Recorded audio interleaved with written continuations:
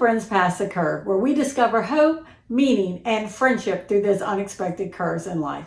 And I'm Net. Today's topic, transitions. Yes, we're transitioning today. We're not in my normal regular studio. I'm here at my sister-in-law's house. So we're remote today, and I get the opportunity and the blessing to be able to share her story with you guys and talk about transitions, because right now she's going through a transition. As I always say each week, does the Bible talk about transitions? Of course it does, because the Bible speaks to every area of our life. And if we read it, we'll find exactly what we're looking for. And so today we're reading in Ecclesiastes chapter 3, verses 1 and 2, and it's going to talk about transitions.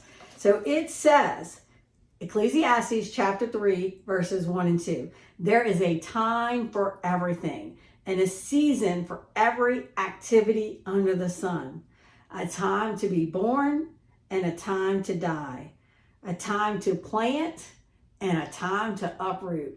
Now that's a good word. Mm-hmm. A time to plant and a time to uproot. That's what we're going to focus on. So right now, our biggest transition is my husband is retiring from government service, 24 years as an air traffic controller, and he worked several years in the Navy as an air traffic controller prior to that. So he is,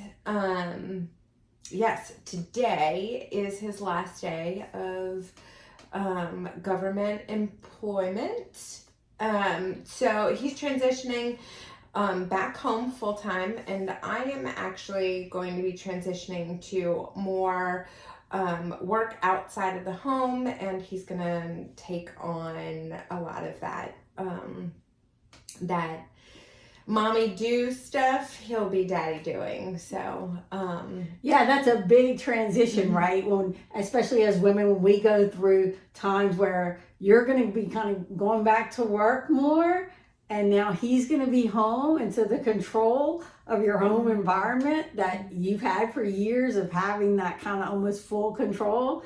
So it's funny because like my growth in this transition is going to be to learn how to like let go of that control. Like when Anthony talked about having a nap time, I was like, whoa, wait. We don't just nap anytime we want to. We nap this very specific time.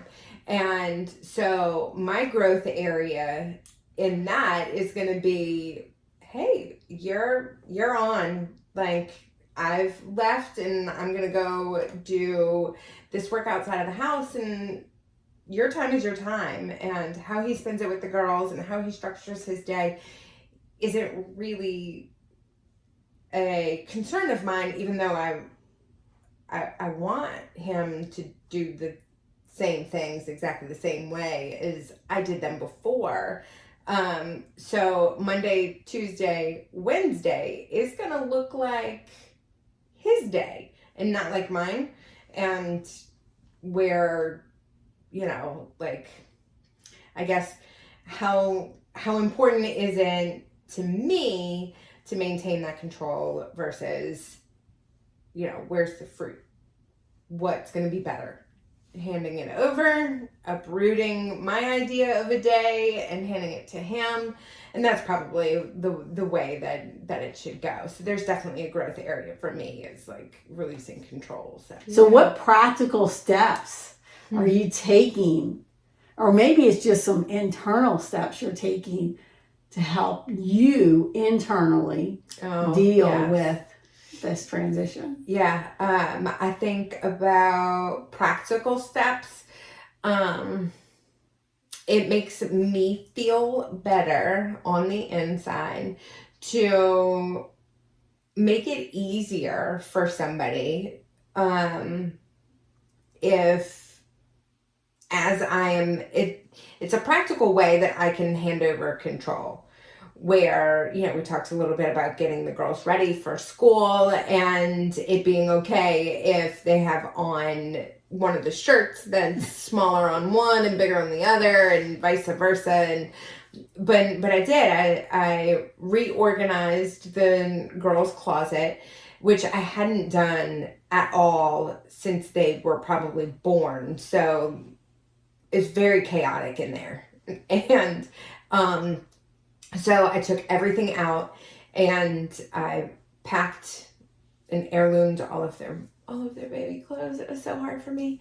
But then I organized it in a way that was a little bit easier for Anthony to pull something out and have it fit within a 95% variable rate. So I felt good about him being able to choose something quickly and get them along their way. So, but I did that hoping to make it easier for him as I was sort of like passing the baton in a practical way, like, because their closet previous was not easy. So that's the practical way. And that makes me feel peaceful, like I did what I could do. And yes, mistakes may be made. Things may not, they may not get to school exactly what I would put on them for that day, but he would be successful, whatever he decided to put on the girls. Be interesting. This is just day one. Mm-hmm. He hasn't ever been retired, so you haven't yet to experience that at home 24/7. Yeah. And how are you going to be patient with him figuring out what he wants to do? Well, so I think managing my own expectations of myself in the transition, and then my expectations of all of the other players in the house, the two girls, and then Anthony, how, because I can only influence, I cannot control them. So how am I going to manage maybe how I feel about their day, me going to work, how I feel about them being home and without me? That, I don't know. I think you might be jealous. Yeah. Right. That you'll be like, I'm at work all day. What are you doing? Napping at 10 a.m. I told you nap time was from 1 to 3. So it'll be interesting to see. And I think we have to have another discussion about in a month to see, okay, we're a month in. How's it going? What are you feeling right now as you transition and in your household? So that'll be really, really interesting to see. So again, today's word, let's read it one more time. Ecclesiastes chapter 3, verses 1 and 2. There is a time for everything and a season for every activity under heaven. A time to be born and a time to die. A time to plant and a time to uproot. Now that's a good word. Thanks for letting me share.